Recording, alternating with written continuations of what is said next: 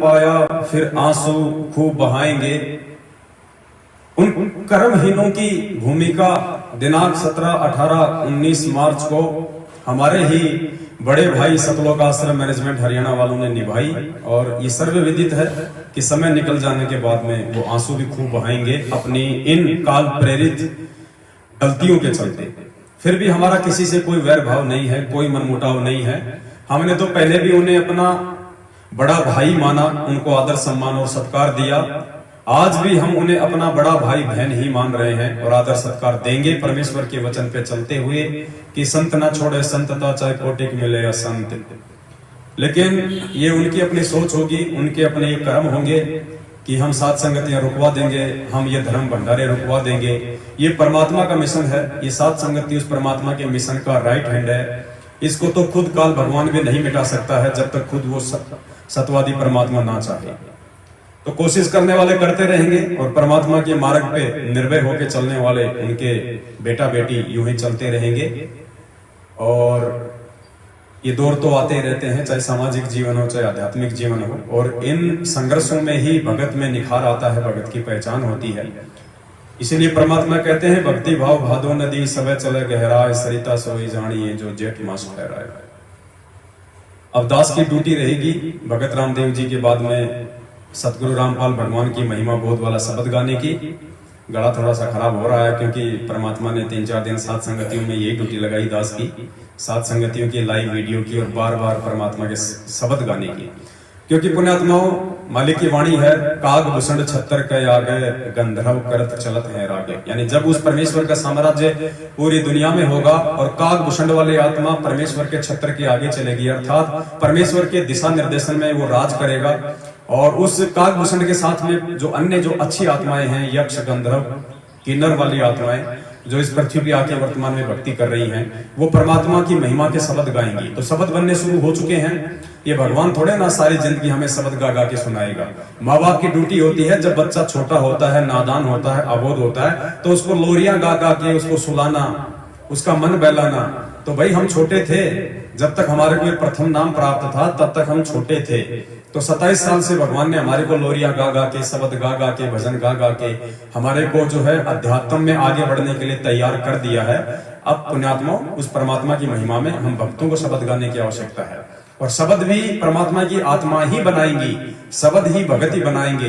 जो जितना भक्ति मार्ग पे आगे बढ़ेगा, जो जितना अंदर से पाक साफ शुद्ध पवित्र निर्मल होगा, उतनी ही परमात्मा उस अंतरात्मा के अंदर प्रेरणा करके करेंगे।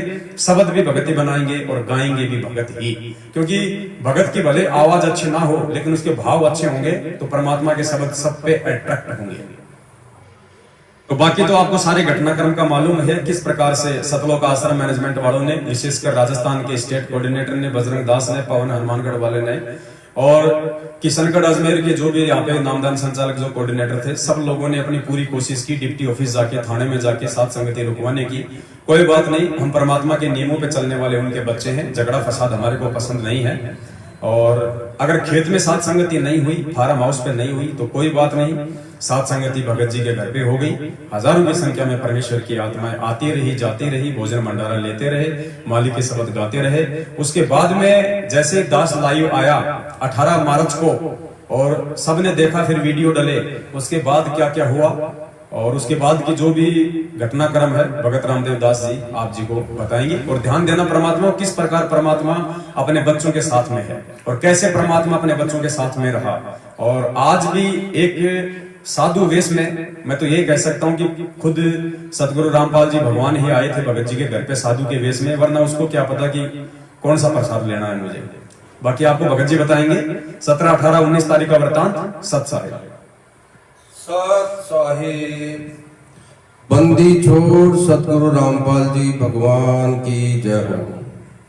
पुण्यात्माओं, मैं रामदेव दास आज लाइव आकर के जो भी आपसे रूबरू हूंगा, मालिक के श्री चरणों में बैठा हूं,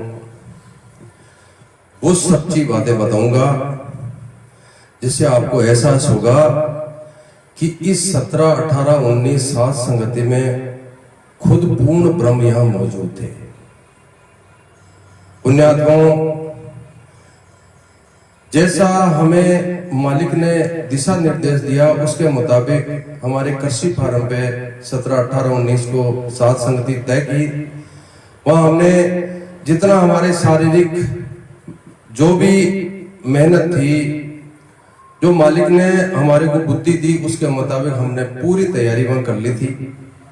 15 तारीख को बूंदी राम और नमकीन राम यहाँ बनवा रहा था मैं, जो भक्तों के लिए तैयारियां चल रही थी। 12 बजे डिप्टी ऑफिस से फोन आया, बोला आप रामदेव जी बोल रहे हो? मैं क्यों जी सर। बोला मैं डिप्टी ऑफिस से बोल रहा हूँ, आप डिप्टी ऑफिस में जल्दी से जल्दी आइए। डिप्टी ऑफिस में जाने के बाद हमें माजरा समझ में आ गया था। डिप्टी ऑफिस के बाहर 10-15 भगत बैठे थे। अंदर हम जो ही प्रवेश हुए, मैं उन भक्तों को जानता नहीं था। मैं सिर्फ शंकर दास जी जो अजमेर के संचालक हैं उनको जानता था। उनको सत्साई बोला मैंने, उन्होंने सहज सत्साई किया मेरे से। बाकी और बैठे थे, एक वकील साहब थे, 2 और थे, उसमें से एक जोधपुर से, एक गंगानगर से थे। मैं उनको जानता नहीं था। हम दूसरी रो में डिप्टी साहब के ऑफिस में जाके हम बैठ गए।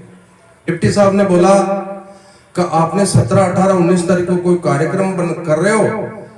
हमने सहज बोला हम कर रहे हैं। हम संत रामपाल जी महाराज के शिष्य हैं और हम यहाँ सात संगति, हमारे जितने भी शिष्य रामपाल जी महाराज के हैं जो सच्चाई के रास्ते पे चल रहे हैं, वो आएंगे यहाँ।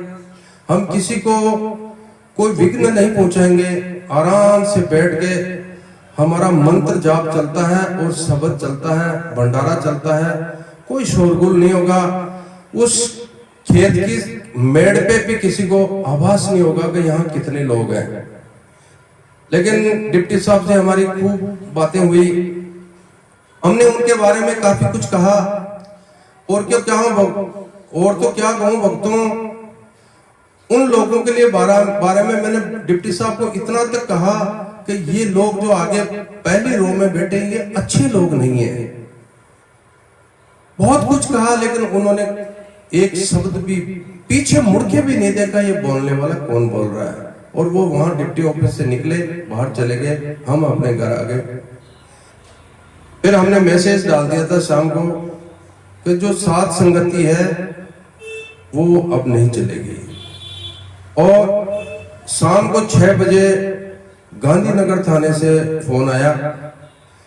वहां के जो बीट अधिकारी थे वो कृषि फार्म पे जाके पूरा मौका मुआवजा लिया।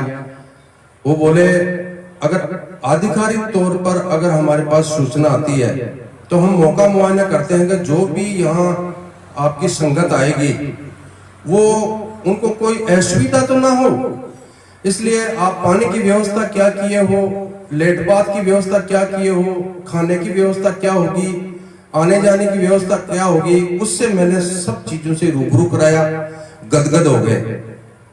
वो बोले मैं अपने सीनियर अधिकारी को सारी चीजों से अवगत करा दूंगा। उसके बाद में शाम को 8 बजे मैं थाने गया। अधिकारी महोदय ने सारी बातें सुनी। उन्होंने बोला हमारे ऊपर डीजी जयपुर से और एसपी अजमेर से दबाव आ रहा है, प्लीज फौजी साहब आपको ये कार्यक्रम निरस्त करना पड़ेगा, हम बाध्य हैं। हमने सहज स्वीकार किया, हम नहीं करेंगे। लेकिन मैंने एक अर्ज की, थानेदार साहब जो भगत भाई अपना घर छोड़ के रास्ते में चल रहे हैं, क्या वो मेरे घर आएंगे तो उनको मैं भोजन भंडारा नहीं करूं?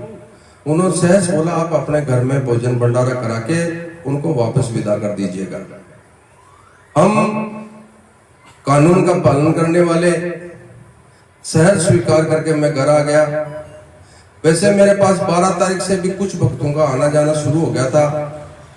15 तारीख को हमारे पास में लगभग हम 50 भगत थे। 15 तारीख को मैसेज हमने डाल दिया था, फिर भी भक्तों का आना जाना रहा। 18 तारीख को हमने एक वीडियो जारी किया जो यहाँ संगत में चलो चलो रे भक्तों साथ संगत में, ये जो शब्द है उसका हमने YouTube पे डाला। फिर हमारे बड़े भाई हमारे ही हैं, ऐसी बात नहीं है कि हम उनको नफरत की नजर से देखते हैं। वो हमसे बड़े भाई हैं। रामपाल जी भगवान के ही शिष्य हैं, लेकिन वैचारिक कारणों से आज वो हमारा विरोध करते हैं। हो सकता है कि वो उनकी नजर में अच्छा होगा, लेकिन अगर आध्यात्मिक रास्ते में देखा जाए तो वो बहुत अच्छा नहीं कर रहे हैं। वो अच्छे लोग नहीं है। एक दिन उनको समझ में आएगी कि हम बुरा कर रहे थे, वो पछताएंगे। तो उन्होंने फिर 4 भक्तों ने लिखित में मेरे खिलाफ एक FIR लॉन्च की। 18 तारीख को CI साहब से का फोन आया मेरे पास। बोला रामदेव जी आप कहाँ हो? मैं घर पे ही था। बोला हम आपसे मिलना चाह रहे हैं। मेरे घर के द्वार पे वो गाड़ी में आए और उन्होंने जो भी मेरे से बातचीत की वो मालिक के अनुरूप उन्होंने बातचीत की। बोला कोई बात नहीं, आपके खिलाफ आ रहे हैं, मैं खेतों में जाके आया हूं, अगर आपने एक बल्ली भी गाड़ दी होती तो मैं यकीन करता कि ये फौजी कुछ गलत कर रहा है। आप ऐसा करो थाने आ जाओ। मैं थाने गया, तब तक मेरे घर को करीबन 15 से 20 भक्तों ने घेर रखा था। मेरे छोटे बच्चे से उनसे बातचीत भी हुई और उनको हम भला बुरा नहीं कहे, शहर से बिल्कुल आदर से हमने उनको समझाने की कोशिश की, लेकिन कहाँ उनका तो मैं क्या कहूं कैसा चश्मा चढ़ा हुआ है, अब समझ में नहीं आता। हम जब यहाँ से थाने के लिए रवाना हुए तो उनको मैं एक इशारा करके गया कि हम थाने जा रहे हैं, तो शहर से वो खुश हुए और वो भी थाने पहुंच गए। CI साहब से मेरी बातचीत हुई। मेरे को ऐसा आभास हो रहा था कि मालिक मेरे साथ खड़े हैं। जब मैं पीछे घूम के देखता था तो मालिक मेरे पीठ पीछे खड़े थे। और आपको क्या वाकया बताऊं सर, CI साहब ऐसे में हमारे पक्ष में आया जबकि मैं मुलजिम था। ऐसे पक्ष में आए, उसी समय संयोग ऐसा बना के जयपुर से कोई रेफरेंस से 2 बंदे वहां आए और उन्होंने काफी कुछ उस कार्यक्रम के बारे में कहा। CI साहब ने तुरंत कहा इनको बंद कर दो, इनको हवालात में बंद कर दो, ये बकवास कर रहे हैं। और 4-5 दिन से पूरी पुलिस की नाक में दम कर रखा है। आपको बताऊं वहां क्या हो रहा है, एक बल्ली भी इन्होंने गाड़ी नहीं है, एक भगत भी वहां नहीं है जहां आपने विरोध किया है। उन्होंने बताया कि इनके घर पे प्रोग्राम चल रहा है, क्या घर पे मेहमान आएंगे, इनके भगत आएंगे, उनको भोजन भंडारण नहीं करेंगे क्या? आप इनको घर से भी भक्ति करना बंद कर दोगे क्या? दोस्तों, एक संत है आसाराम जी और वो जेल में बंद है। उसके 1 लाख भगत ऐसे होंगे जो सिर कटवा सकते हैं, ऐसे कुर्बान है। आपने अपने गुरु का नाम बदनाम कर दिया। ये आप शिष्य हो, शिष्य कहने लायक नहीं हो। उनको जितने में जो हमारे किशनगढ़ के धुरंधर है ओम जी, एक ओम जी है जो हर सत्संग में वो अपना टीवी वगैरह लेके आते हैं, वो और भी 2-4 भगत थे, ड्राइवर था उनका। CI साहब ने सबको अंदर किया, धक्के मारे उनके। भक्तों हाथ जोड़ के गिड़गिड़ा रहे थे, वो बोल रहे थे हमसे गलती होगी साहब, दोबारा ऐसी गलती नहीं होगी। क्यों ऐसा हुआ? मुलजिम तो मैं था ना, मालिक थे वहां। आपको एहसास हो जाना चाहिए कि अगर सच्चाई के रास्ते पे अगर चल रहे हो तो आपकी पीठ पीछे मालिक खड़ा मिलेगा। बच्चों, मैं आपका बाप आपके साथ में हूं, बच्चे को कोई घबराने की जरूरत नहीं है। वो ऐसा हमें एहसास दिलाया। और CI साहब हमारे पक्ष में नहीं थे, सच्चाई पे थे। और पुलिस के महकमे में ऐसे सच्चाई के अधिकारी को मैं शाबाशी देता हूं, उनको दाद देता हूं कि उस पूर्ण परमात्मा के मिशन को उन्होंने जल्दी ही भांप लिया। और वहां से CI साहब ने बोला कि मेरी गाड़ी में बैठो, आप बोल रहे हो कि इनके घर पे हो रहा है, मैं आपके घर पे इनको लेके चलता हूं। वो गाड़ी में बैठ के आए, हमारे घर के बाहर गाड़ी को रोका और पानी वगैरह जलराम लिया। और उन्होंने ये बोला कि इस छोटे से मकान में 50 भगत कैसे आ सकते हैं। भक्तों, 650 साल पहले कबीर परमेश्वर के लिए एक खूनी हाथी छोड़ा गया था। उस खूनी हाथी को शेर दिखाई दिया, कबीर परमेश्वर ने दिखाई दिए और वो चिंगाड़े मार करके वहां से भगा था। इसी प्रकार सियाई साहब को हमारा मकान एक छोटा सा कोठड़ी दिखाई दिया। मालिक का विधान है कि भक्तों तक आंच नहीं पहुंचने देता हूं मैं। और उनको भला बुरा कहा, क्या इस मकान में 50 भगत आ सकते हैं? और उनको भला बुरा कह के वापस थाने ले गए। फिर हमारी एक मीटिंग हुई और उस मीटिंग में बहुत कुछ उनको सुनाया, बहुत कुछ कहा। उन्होंने बताया आज के बाद हम ये कदम कभी नहीं उठाएंगे। अगर वो सच्चे भगत हैं, सच्चे रामपाल जी महाराज के शिष्य हैं, तो आने वाले समय में सही मिशन पे आ जाएंगे, अपनी गलती का एहसास करेंगे। और मालिक तो अपने बच्चे को माफ किया करते हैं। तो ये वास्तव में जो हमारे साथ में बीती वो हमने बताया है। 20 तारीख को हमारे यहां से लगभग भगत प्रस्थान करने लगे।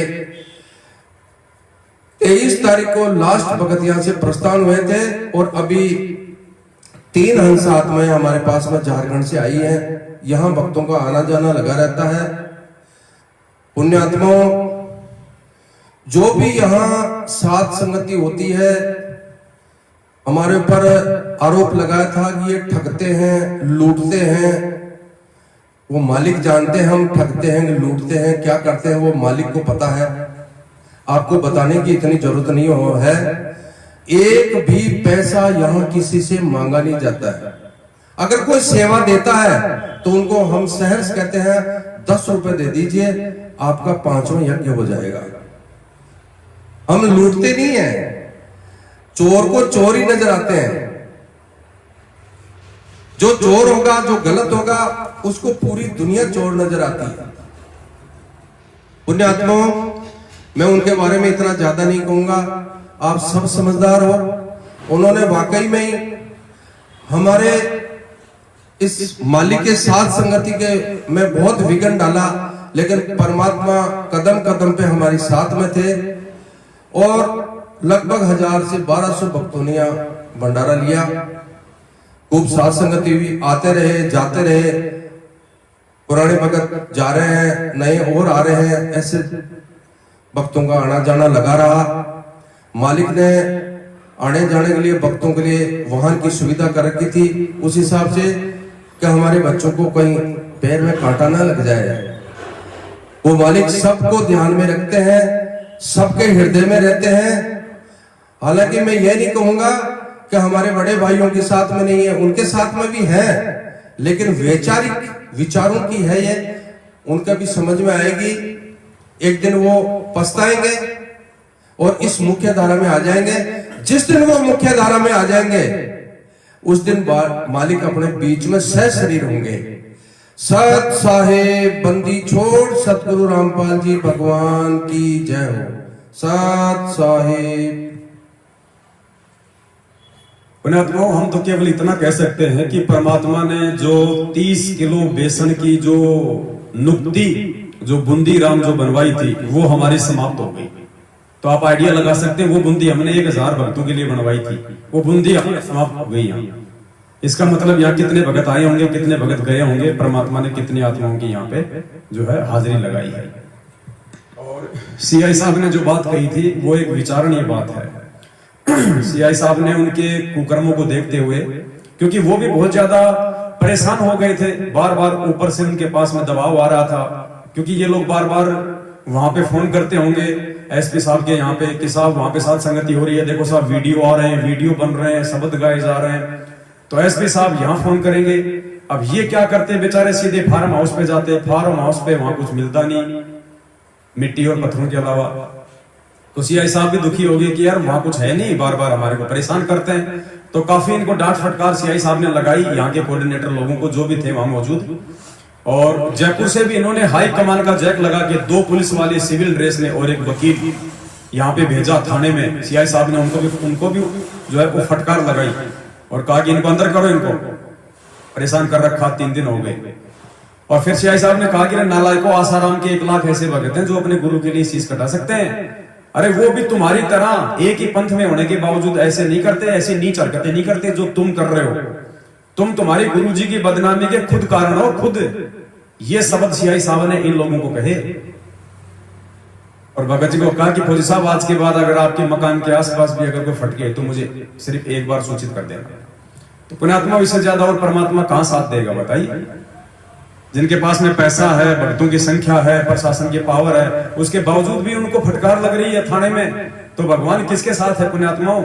और साथ संगति कहां रोक पाए? खेत में नहीं हुई तो घर पे हो गई। परमात्मा की जो जो आत्माएं आनी थी वो आ गई, सफल हुआ परमात्मा का प्रोग्राम। पुण्यात्माओं, अब दास आपको परमपिता परमेश्वर जी के आशीर्वाद से जो शब्द